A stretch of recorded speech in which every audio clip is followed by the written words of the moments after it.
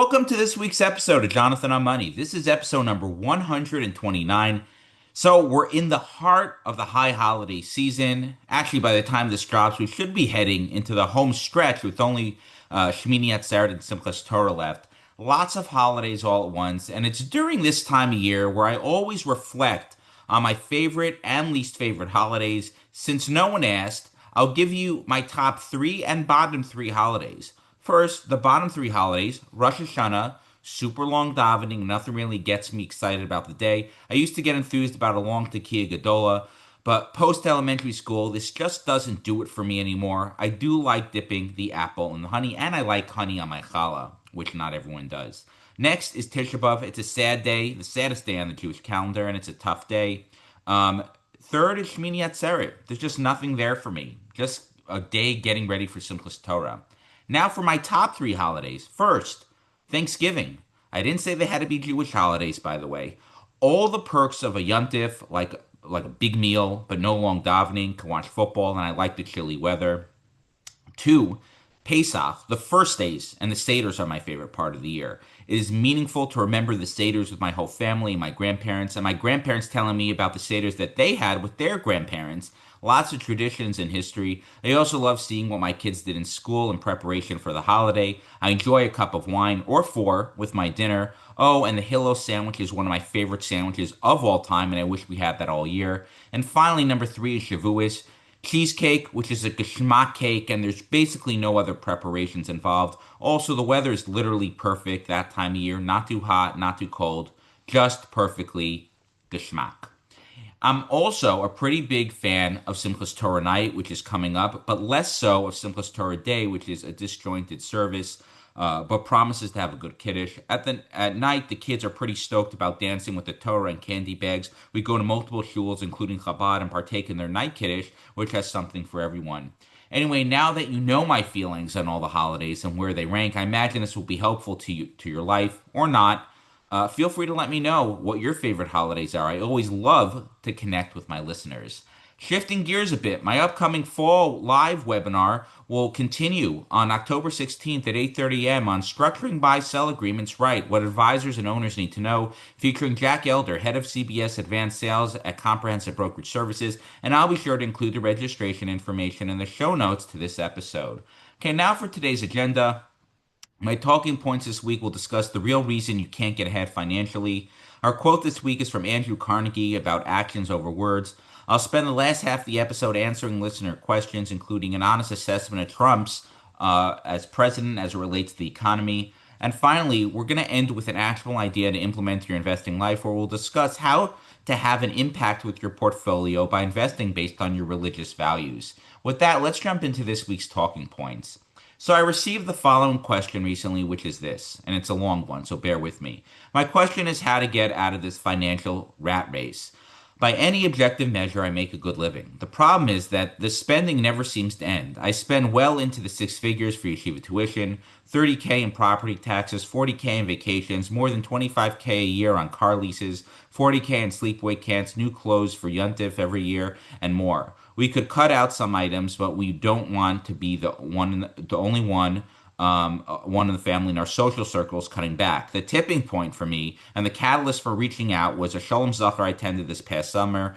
This event had a variety of meat boards, sushi, and a wait staff in the rented shul social hall. The Baal Simcha told me he spent $25,000 on it. Growing up, I remember when a Shalom Zachar included chickpeas, herring, and some mediocre beer. I've already taken a HELOC to pay for an upcoming Simcha. I want to live a more toned-down lifestyle, but I fear it is social suicide. Any thoughts or suggestions? Let me start by saving you the suspense and tell you the crux of your issue. Your friends. I've been working with the Frum community for nearly 20 years, and one of the biggest financial mistakes that families make is getting caught up in the wrong crowd. In high school, the wrong crowd consisted of kids who ditched class, smoked reefer, and cut davening. As an adult, the wrong crowd consists of families in your community who try to one-up each other in a never-ending cycle of fancy vacations, luxury cars, home construction, extravagant simchas, and so forth. This approach to life will only lead to headaches and heartache. Here are a few thoughts to keep in mind to avoid getting stuck into this lifestyle and one solution to consider. First, financial strain at every level of wealth. This keeping up with the Joneses mentality can occur at every wealth level. You will never be able to earn your way out of this approach to life. Furthermore, just because someone does well financially does not make them impervious to spending beyond their means. I know people that make millions of dollars a year who are living paycheck to paycheck. This is not a joke or an exception to the rule. It happens often in the frum community. A prominent example of this desire to keep up with one's peers is Hollywood. The entertainment industry epitomizes how not to live one's life, and there's no better example of that than how they handle their finances. Despite making many millions of dollars per film, many actors declare bankruptcy after overextending themselves with too many houses, cars, and other accessories. Maintaining a certain image is the essence of Hollywood culture, and it is only leads to depression and financial hardship. Avoid this mentality regardless of how much money you make. It only leads to bad things. Next is the lack of satisfaction. As folks make more money, I caution them to avoid lifestyle creep, which is the gradual increase in spending that often occurs when your income rises. Instead of using the extra money to save or invest, many families start spending more money. Things that were once considered luxuries slowly become perceived necessities. The problem is most of these luxuries don't actually lead to more satisfaction. In fact, they may cause you more stress. One thing that causes a tremendous amount of joy in my life is the kiddush at shul on Shabbos. I'll have herring with a few crackers, coffee with a rugloff, and catch up with friends. This really sparks immense joy in my life. When most people reflect on their lives and strip out all their nonsense and distractions, they'll realize that it's the little things that lead to the most fulfillment. The $25,000 financial outlay for a Shalom Zachar, the $500,000 wedding, and the $1,000 luxury car lease are all distractions what is actually meaningful in life. Next point, your current chevra. Now a few words of perspective on the friends with whom you are trying to keep up. First, they may not actually be your friends. If your relationship is primarily based on who has what and who has more, then you are surrounding yourself with shallow people who are not actually your friends. You probably have a nagging feeling that I'm right, but feel it would be rude to admit it or say it out loud to your spouse. I'm happy to call things as I see them. Second, you may be trying to keep up with a mirage, an illusion, or something that is not really there. It's very difficult for families to maintain the lifestyle you describe. They're either in the 1% of earners in the country, which is still not a reason to spend so lavishly, but at least they can temporarily afford this lifestyle, or they're getting help from a generous family member like a parent or sibling, or what is very common in our circles, they're borrowing money to finance their lifestyle. Neither having a rich fare who is willing to finance an extravagant lifestyle, nor keeping a fantasy world alive by borrowing money, are scenarios worth emulating. Now the secret to financial success. As listeners know, I conclude every episode of my weekly podcast with the following line: "The secret to financial success is no secret at all. It's to spend less than you make, invest the difference prudently, and ignore all the noise." It is really that simple, albeit very hard to implement. The hardest part is ignoring the noise. It's extremely difficult to be an outsider, not following lockstep with everyone else in your social circle. However, the people who march to their own beat and don't get veered off course by what others are doing are typically the most successful financially, which leads me to a final suggestion for the question to anyone else in this predicament. What should you do? The best way to get out of the financial rat race is simply by removing yourself from it. Your chevra or the people with whom you decide to associate can make all the difference in life. They can push you to be a better person, learn more Torah, be a better parent, a better spouse. Alternatively, they may cause you to live a life that is focused on gashmias and superficiality. Well, I started these talking points by blaming your friends. At the end of the day, we all make our own decisions in life. We can choose with whom we spend our time. The onus is on each of us to choose the right people. In life, you're really only in a race with yourself. To borrow a phrase from the army, be all that you could be. Don't try to keep up with your friends, colleagues, and contemporaries in shul who are focused on the wrong things. Surround yourself with substantive, kind, and genuine people. Your future self will be thankful for that decision. Okay, those are the talking points this week. As a reminder, you can be notified of all my recent articles, webinars, and all the work I put out by subscribing to my free monthly newsletter at parkbridgewealth.com/newsletter. This week's quote is from Andrew Carnegie. For those who don't know, Andrew Carnegie was a Scottish-born American industrialist who rose from poverty to become one of the wealthiest men of his era. After immigrating to the U.S. as a child, he began working in factories and railroads and eventually founding the Carnegie Steel Company, which revolutionized steel production and helped build modern America. He sold the company to J.P. Morgan in 1901 for $480 million, making him extraordinarily wealthy. And Carnegie believed in the gospel of wealth, the idea that the rich have a moral obligation to use their wealth, their fortune for public good. He donated over $350 million to causes including education, peace, and libraries, funding more than 2,500 public libraries worldwide. His philanthropic legacy includes Carnegie Mellon University, the Carnegie Foundation, and Carnegie Hall. And Carnegie once said, "As I grow older, I pay less attention to what men say. I just watch what they do." This quote reflects his belief in action over rhetoric, a principle that shaped both his business and philanthropic endeavors. This sentiment, obviously very applicable to life in general. Many people like to talk, but don't do as they say. It's always impressive when someone can both talk the talk and walk the walk.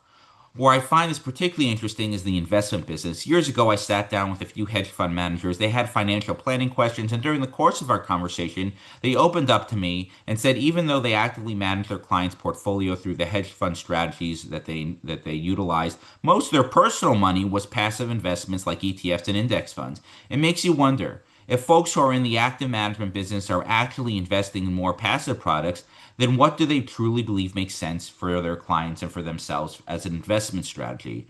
Sure, this is a sample size of one, but I imagine if you ask many people to look under the hood, so to speak, on how they manage their own money, you'll see lots of surprises because it's different than what they preach.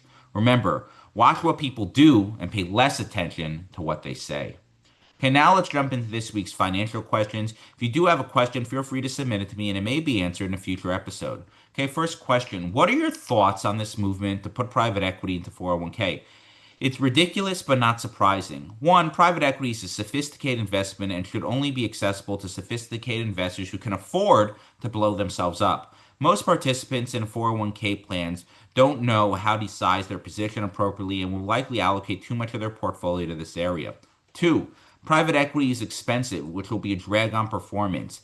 Three, the return will likely not keep up with public markets, so investors are not gaining anything from having access to it.